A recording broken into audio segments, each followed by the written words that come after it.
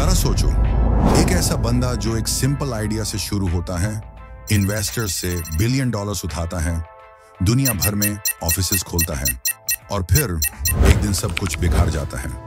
ये कोई मूवी का सीन नहीं, ये असली कहानी है वीवर्क की, एक ऐसा स्टार्टअप जो दुनिया का सबसे बड़ा ऑफिस स्पेस एम्पायर बनाने का सपना लेकर चला, लेकिन खत्म हुआ एक बिलियन डॉलर स्कैम बनकर। और इस स्कैम का मास्टरमाइंड एडम न्यूमन, एक ऐसा एंटरप्रेन्योर जो सिर्फ सपने नहीं बेचता था, वो लोगों को अपनी कहानी में खुद को हीरो समझने पे मजबूर कर देता था।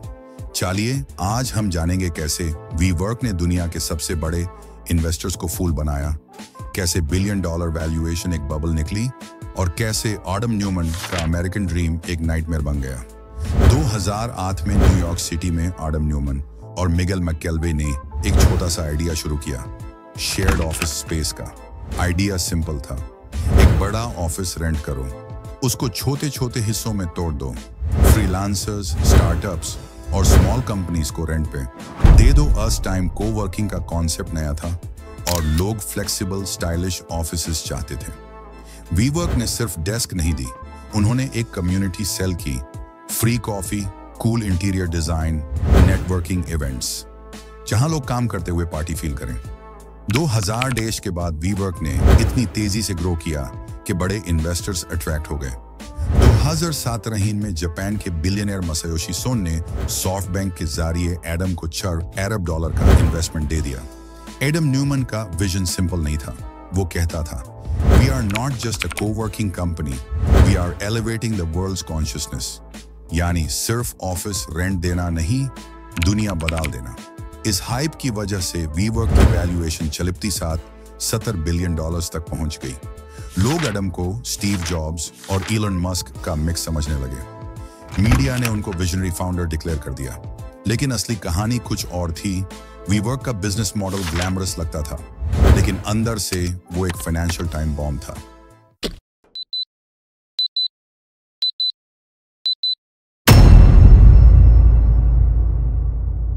वो लॉन्ग टर्म लीसेस पे बिल्डिंग्स रेंट करते थे, शॉर्ट टर्म क्लाइंट्स को स्पेस देते थे। अगर इकोनॉमी गिरती या क्लाइंट्स कम होते तो कंपनी को मैसिव लॉस होता और एडम न्यूमन अपने पैसे काफी क्वेश्चनेबल तरीकों में यूज करता था।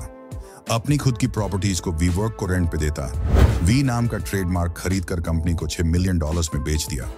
प्राइवेट जेट्स, लग्जरी पार्टीज और वाइल्ड लाइफस्टाइल पे करोड़ डॉलर्स उड़ा दिए। 2019 में एडम ने वीवर्क का आईपीओ अनाउंस किया, यानी पब्लिक शेयर्स बेचने का प्लान।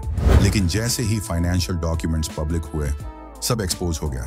कंपनी बिलियंस का लॉस कर रही थी, फाउंडर का पर्सनल कंट्रोल और luxury expenses shocking the business model unstable था। इन्वेस्टर्स ने ट्रस्ट तोड़ दिया, आईपीओ कैंसिल हुआ।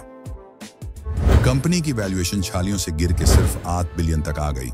कुछ महीनों में प्रेशर बढ़ने लगा, एडम को सीईओ सीट छोड़नी पड़ी। सॉफ्टबैंक ने कंपनी टेक ओवर की, वीवर्क ऑफिसेज बैन करने लगे, एम्प्लॉइज को निकल दिया गया और 2003 में एक टाइम का स्टार्टअप डार्लिंग बैंक्रप्सी के एज पर था। वीवर्क की कहानी हमें एक लेसन देती है, कभी कभी फाउंडर का चार्म और विजन इतना स्ट्रांग होता है कि लोग असली नंबर्स देखना भूल जाते हैं। बिलियन डॉलर इन्वेस्टमेंट्स और फ्लैशी लाइफस्टाइल के पीछे एक फ्रेजाइल सिस्टम छुपा होता है जो एक दिन गिर ही जाता है। और शायद यही एडम न्यूमन का असली टैलेंट था, सपने बेचना।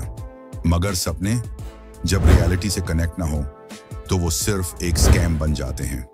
अगर आपको यह कहानी पसंद आए तो लाइक और सब्सक्राइब करें और कमेंट में बताएं, क्या एडम न्यूमन एक जीनियस था या एक कॉन आर्टिस्ट।